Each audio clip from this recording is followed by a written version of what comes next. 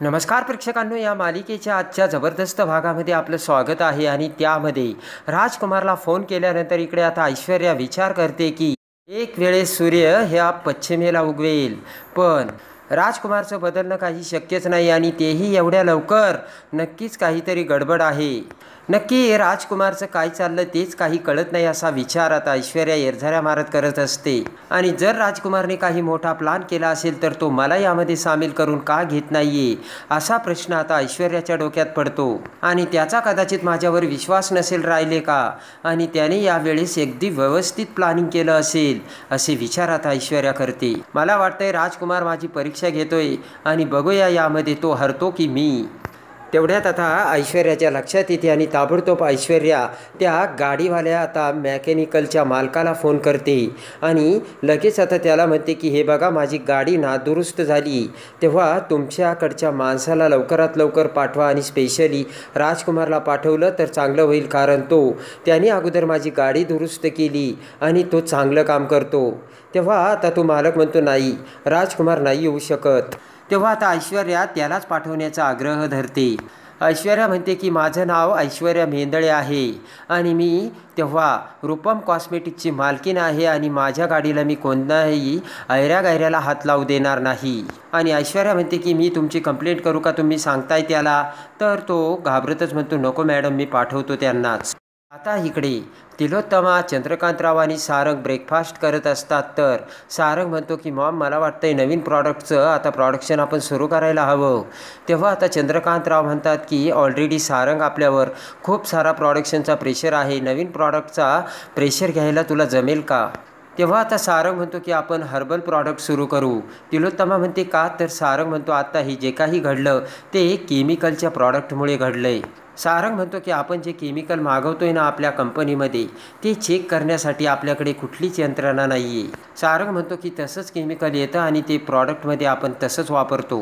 तिलोत्तमा म्हणते की ते बरोबर आहे सारंग, पण तू यामध्ये काहीच केलेलं नाही आहे, तेव्हा त्याचा गिल्ट तू अजिबात घेऊ नकोस. तिलोत्तमा म्हणते हे बघ सारंग, आपले प्रॉडक्ट्स खूप चांगले आहे, त्यामध्ये ना काहीच प्रॉब्लेम नाही आहे. हे जे कोणी केलं आहे ना ते आपल्या प्रॉडक्टमध्ये खोड करून मुद्दाम केलं गेलं आहे. तिलोत्तमा म्हणते की आपले प्रॉडक्ट आपण चेक करूनच मार्केटमध्ये पाठवतो, फक्त तो माणूस सापडला पाहिजे, हे ज्याने केलं आहे ते. तिलोत्तमा म्हणते की एकदा का तो माणूस सापडला की त्याने केलेल्या सगळ्या गोष्टीचा आपोआप उलगडा होईल. तेव्हा आता सारंग म्हणतो की आई, तो माणूस नाही सापडणार. तिलोत्तमा म्हणते की मग तुझ्या मनात काय आहे. तर सारंग म्हणतो आई, हर्बल प्रॉडक्ट्समध्ये आपण केमिकल वापरतच नाही आहोत. सारंग म्हणतो की हे बघ आई, हर्बल प्रॉडक्ट्समध्ये आपण केमिकल वापरत नाही, त्यामुळे आपण केमिकलमुळे जी आपली बदनामी झाली होती ती आपण भरून काढू शकतो आणि पुन्हा आपण आपला मार्केटमध्ये विश्वास तयार करू शकतो आणि त्यामुळे आपण झालेला लॉससुद्धा भरून काढू शकतो असे सारंग बोलतो. चंद्रकांतराव म्हणतात सारंग, तुझी आयडिया चांगली आहे. तिलोत्तमा म्हणते त्यासाठी सारंग आपल्याला एक वेगळी टीम उभी करावी लागेल. आता सारंग म्हणतो त्यासाठी अहिल्या मावशी आहे.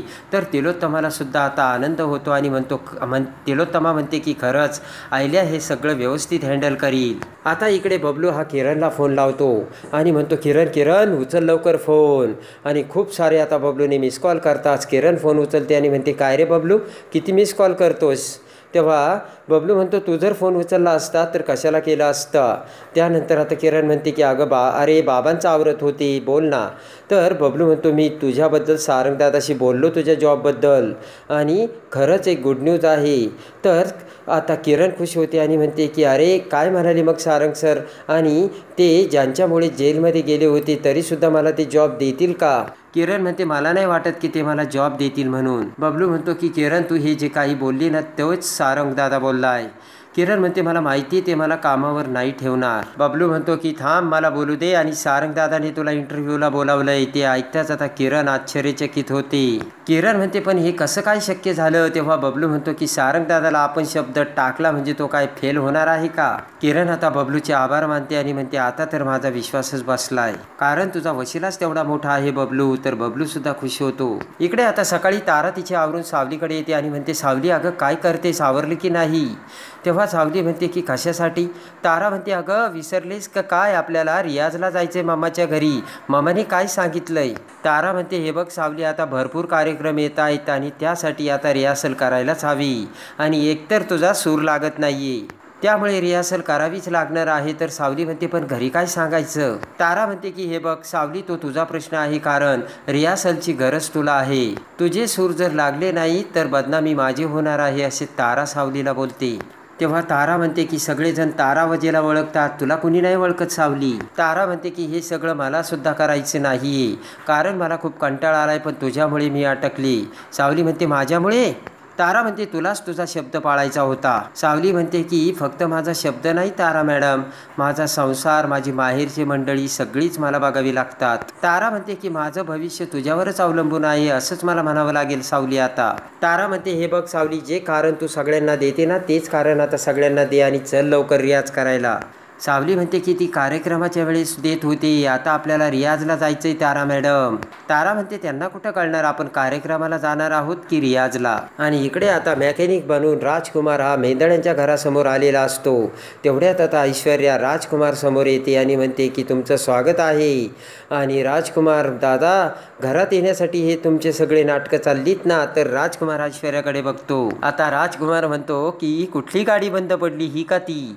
हसतच ऐश्वर्या म्हणते की हे बघ राजकुमार दादा, मी तुला चांगलं ओळखते, माझ्यासमोर नौटंकी करू नकोस. ऐश्वर्या म्हणते हे बघ मला तुझा प्लान काय आहे ते सांग, आणि जर तो प्लान तुम्हाला सांगितला तर माझी तुला मदतच होईल राजकुमार दादा. आणि या अगोदर सुद्धा माझी मदत न घेता तू गोष्टी करायला गेला आणि तोंडावर पडला आहेस, माहिती आहे ना तुला. हसतच आता राजकुमार म्हणतो प्लॅनिंग असं आहे, तुमची गाडी बंद पडली तर मी ती रिपेअर करून देईल आणि तुम्ही मला पैसे देताल आणि ते पैसे मी घरी घेऊन जाईल. ऐश्वर्या म्हणते की मला काय तू मूर्ख समजतोयस का? हे सगळी नाटके करून तू पुन्हा घरात येऊन कारनामे करशील असंच तुला वाटतंय ना, आणि ते सगळं मला कळणार नाहीये का? ऐश्वर्या म्हणते हे बघ जरी तू ॲक्टिंग करून घरात आलास तरी तुला माझी मदत लागणार आहे. राजकुमार म्हणतो की जाऊ दे, तुला नाही कळायचं, जेव्हा 4 दिवस या घराच्या बाहेर राहून पोटात अन्न पाणी राहत नाहीये ना तेव्हा घराची किंमत खरी कळते.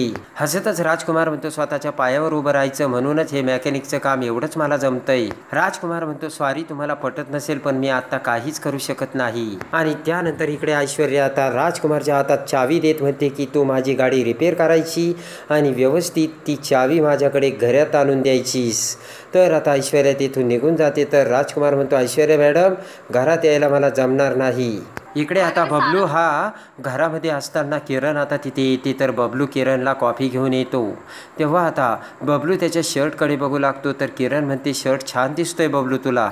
तेव्हा किरण म्हणते सारंग सर कुठे आहेत? तेव्हा आता किरण म्हणते की मग तू मला इतक्या लवकर कुठे कशाला बोलावलंस? बबलू म्हणतो सारंगदादा येईल पण त्याला वेळ आहे. आता बबलू म्हणतो की सारंगदादाला यायला वेळ आहे ना. तेव्हा सारंगदादा कोणते प्रश्न तुला विचारील ना तेच प्रश्नाची मी तुला प्रॅक्टिस करून देतो. किरण म्हणते बरं बरं विचार मला प्रश्न. त्यानंतर आता बबलू म्हणतो मिस किरण आपलं नाव काय आहे? तर किरण म्हणते माझं नाव मिस किरणच आहे मिस्टर बबलू. आता त्यानंतर म्हणतो की तुमच्या काहीतरी आवडीनिवडी सांगा आणि पुढे लग्नाचा काही विचार केलाय का तुम्ही? असे प्रश्न बबलू विचारतो. किरण म्हणते हे प्रश्न सारंग सर विचारणार आहेत का मला? किरण म्हणते की का पुन्हा दुसऱ्याच्या मनातले प्रश्न आहेत का हे? आणि इकडे आता तारा सावली रियाजला आलेले असतात. तर आता पेटी वाजवत भैरवी आता माझे माहेर पंढरी या गाण्याचा सूर जुळवून सावलीला सांगत असते. आणि भैरवीच्या पाठीमागे आता सावली ते गाणं गात असते. आणि त्यानंतर पुन्हा सावलीला थांबवत भैरवी म्हणते की सावली सावली परत पुन्हा एकदा.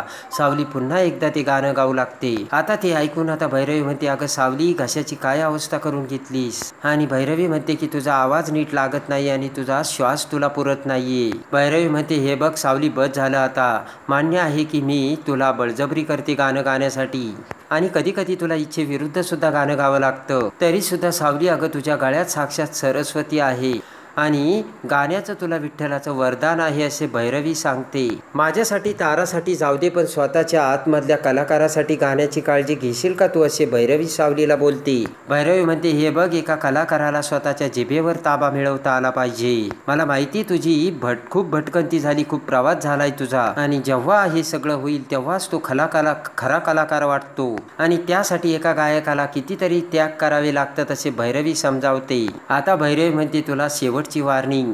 तर सावली गाणं गाऊ लागते आणि परत आता भैरव म्हणते शेवटची पट्टी. आणि इकडे आता लगेच किरण आता सारंग येण्याची वाट बघत तिथे इरझाऱ्या मारत असते. तर तेवढ्याच दरवाजात राजकुमार तिथे येतो आणि पटकन आता किरणला बघतच म्हणतो की अहो ऐका ना, ही चावी आणि ही पावती ऐश्वर्या मॅडमला द्या. तर किरण म्हणते या ना आतमध्ये या. तर राजकुमार म्हणतो नाही नको. राजकुमार म्हणतो मी इथेच बरा आहेत आणि तुम्ही ऐश्वर्या मॅडमला सांगा ना मी चावी आणि बिल घेऊन आलोय म्हणून. तेव्हा आता किरण म्हणते की कोण आलंय सांगू. तर राजकुमार म्हणतो की राजकुमार मोटरचे स्वतः मालक आलेत म्हणून सांगा. तेवढ्यात आता किरण म्हणते की अरे बबलू, ते गॅरेजचे मालक आलेत आणि त्यांनी कार रिपेअर केली आणि ते चावी द्यायला आलेत. आणि तेवढ्यात आता ऐश्वर्या ही तिलोत्तमाला घेऊन आता राजकुमार समोर येते. राजकुमारला बघताच आता तिलोत्तमाच्या तळपायाची आग मस्तकात जाते. तर मोठे डोळे करून राजकुमारकडे बघत आता तिलोत्तमा म्हणते की हा माणूस माझ्या घरात काय करतोय आणि जर हा माझ्या घरात आला तर मी याला पोलिसांच्या ताब्यात देईल.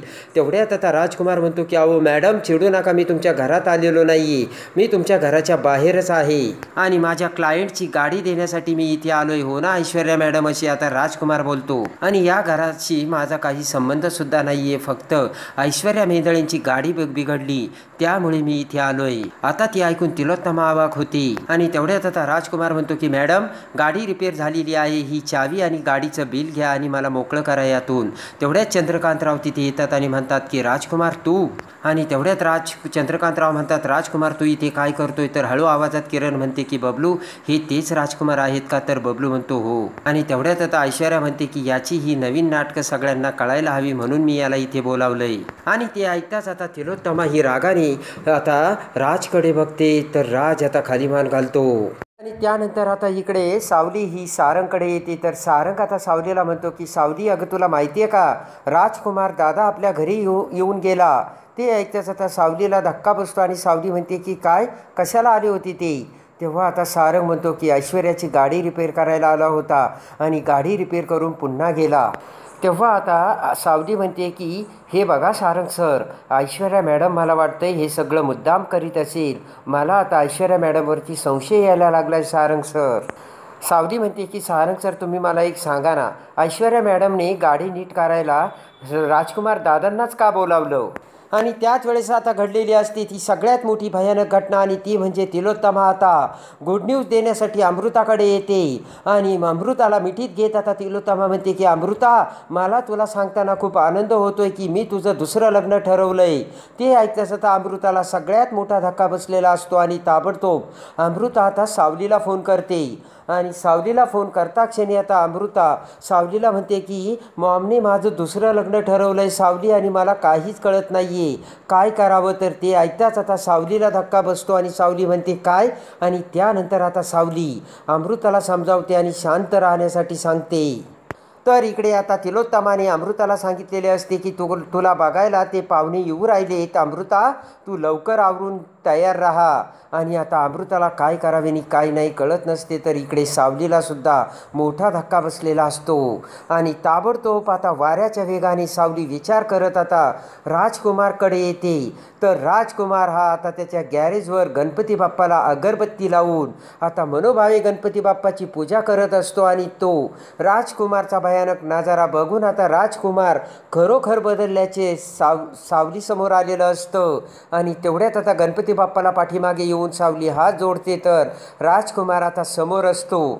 आणि एकाच मिनिटात आता राजकुमार दादा बदलल्याचे सावलीच्या लक्षात आलेलं असतं. आणि लगेच आता सावलीकडे बघत राजकुमार म्हणतो काय झालं सावली. तर सावली म्हणते की एक दुःखाची बातमी आहे राजकुमार दादा. तर राजकुमार म्हणतो काय झालं. तेव्हा सावली म्हणते की तिलोत्तमा मॅडमने अमृता वहिनीचं दुसरं लग्न ठरवलंय. आणि ते ऐकताच आता राजकुमारला धक्का बसतो. पण राजकुमार म्हणतो की माझ्या अपराध्याला हीच शिक्षा पाहिजे आणि जर हे अमृतासाठी चांगलं असेल तर मला काहीच हरकत नाही आहे. ते ऐकताच आता सावलीला धक्का बसतो आणि खरोखर राजकुमार बदलल्याची सावलीसमोर आलेलं असतं. तेव्हा आता सावली ही अमृताला बघायला आलेल्या पाहुण्यांना आता कशी माघारी परतवते आणि अमृताचं ठरवलेलं लग्न कसं सावली मोडते आणि राजकुमार अमृताला सावली पुन्हा कशी एकत्र घेऊन येते हे बघण्यासाठी आणि या मालिकेच्या डेली अपडेटसाठी आपल्या चॅनलला लाईक करा, सबस्क्राईब करा.